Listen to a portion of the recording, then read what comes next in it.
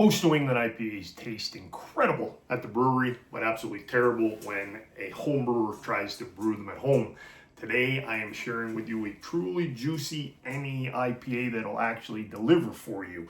It's going to give you the big tropical aroma, the nice soft mouthfeel, and that hazy juice bomb finish that everybody wants. So let's get into this recipe, shall we? All right, guys. What's going on? Big Rob with Make Beer Easy. I teach people how to make beer that tastes really good easily. All right, this one I call the Juice Cannon NEIPA. Okay, so this is going to be, and I do have my notes here to make sure I don't have the recipe memorized.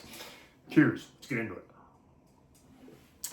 This is it's a juicy New England IPA recipe. Obviously, it's a 5-gallon finished batch. I brew on the BrewZilla, so whatever setup you brew on, you're going to have to obviously do your own, your brew house efficiency and all that good stuff. My brew house efficiency is approximately 70%. This one, as I said, is going to be juicy. It's going to be very juicy, going to be very hazy. I'm going to have a super tropical aroma for you, and so soft mouthfeel. I keep wanting to say south.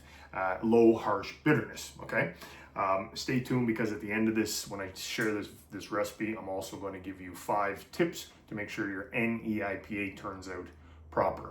You'll also find under this video a link to the full recipe, so you don't got to take down notes. You can click over there and you'll have the full recipe there. Okay, so batch size into the fermenter. Okay, I'm going 5.5 gallons because I want finished 5 gallons, so that leaves half a gallon for all the trub and all the good stuff to be settled at the bottom. My boil size is 6.25 gallons. The boil time is 60 minutes, and I already told you my brew house efficiency is approximately 70%. If you're BIAB, it's probably closer to 60-65%. Target stats, your OG is anywhere from 1.068 to 1.070, somewhere in there. Again, don't sweat it. FG, final gravity, would be about 1.012 we're shooting for, 1.01415-ish. IBUs, you're actually pushing 40 to, IBUs on this thing. Let me just take a look at my brewer's friend. I think they're more like, so we're pushing 60 IBUs. So a little more bitter than I would have liked to. The recipe guideline for true New England has it under 60 IBUs. I think it's between 40 to 60, but that's okay. This will work just fine. And you're looking at hazy golden color. The ABV, I'm not sure if I already said it, it's going to be a little over 7%. Grain bill, 12 pounds US 2-row, 2 pounds of flaked oats, 1 pound of wheat malt, and 0.5 of cariform or carapils dextrin. And why this works: oats give you the creamy mouthfeel. So when you're creating a recipe for New England hazy, juicy, you definitely want to get the oats in there, creamy mouthfeel. The wheat gives you that hazy stability. Cariform, the carapils dextrin, it gives you the body plus head retention. Okay, and there's no crystal malt in this because we want a soft, juicy finish. Your mash, you're going to mash around 152 for 60 minutes. I would do a mash out. I'd recommend a mash out 168 degrees Fahrenheit for 10 minutes. If you don't know how to do a mash out, it's okay. Head over to my blog. You go into the guide section. I show you how to do a mash out in there. You can check that out. Hops, 60 minutes. We're going to do minimal bittering. I'm going to use 0.5 ounces of Magnum. Okay, so this will give us a nice clean bitterness only. That's it until the whirlpool. If you don't know how to whirlpool, again, head to my blog, check it out, go into the guide section, and you can find tutorials on how to do the whirlpool. You're going to do the whirlpool for 170 degrees Fahrenheit for 20 minutes is what I'm going to recommend. During that period, what we're going to add is 2 ounces of Citra, the typical New England hops you could probably guess. Citra Mosaic Galaxy, each 2 ounces, okay? Into the whirlpool, going to steep them for 20 minutes in the whirlpool. Then that is it. You're going to ferment the bad boy, get it into the fermenter, and then we're going to dry hop it. So day 3, okay, so I recommend 2 weeks in the fermenter for New England. Of course, you can check your gravity ratings, but 2 weeks does it for me, no problem. So day 3, or soon as active fermentation ends, so as soon as you see the crazy rigorous bubbling come to an end, typically about day 3 to 4. That's when you're gonna do your first dry hop. That's gonna be 2 ounces of Citra and 2 ounces of Mosaic.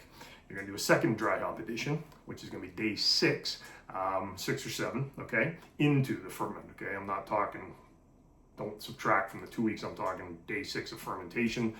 So approximately 2 to 3 days after you did the first dry hop, do your second edition, which is 1 ounce of Citra, 1 ounce of Mosaic, 1 ounce of Galaxy.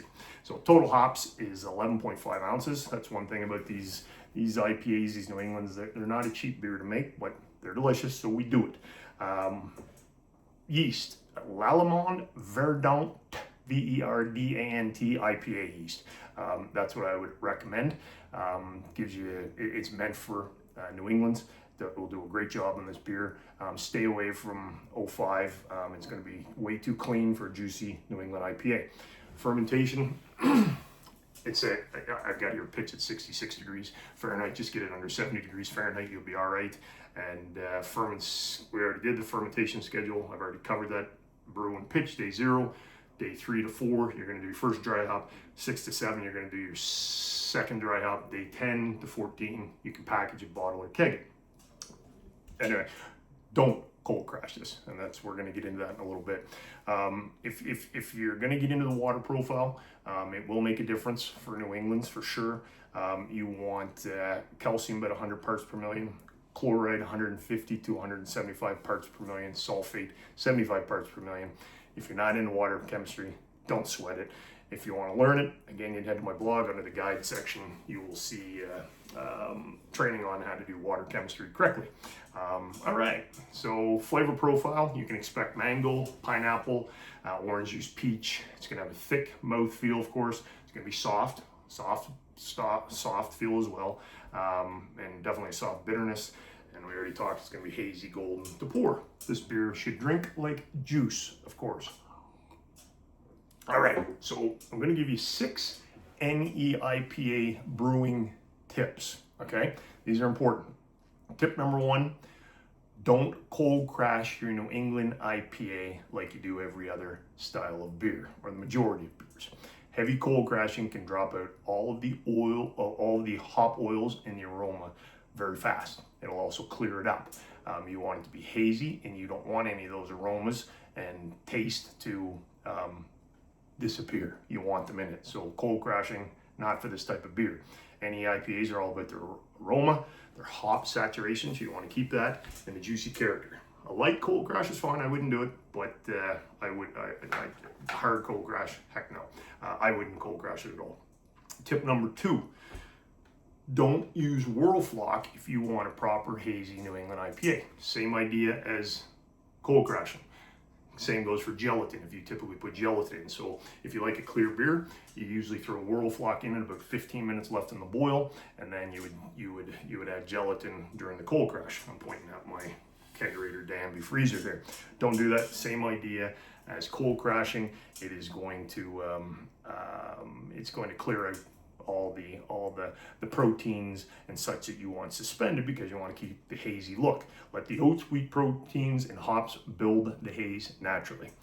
Tip number 3, your New England IPA is too bitter because you're hopping it wrong. Most brewers use way too many bittering hops with New England IPAs. You'll notice we only have 1 bittering hop, and it's a 0.5 ounce at the beginning. Any IPAs should get most of their character from whirlpools and dry hopping, not the 60-minute hop additions. Soft bitterness wins when it comes to New England IPAs, okay? So go easy on the bittering hops. Tip 4,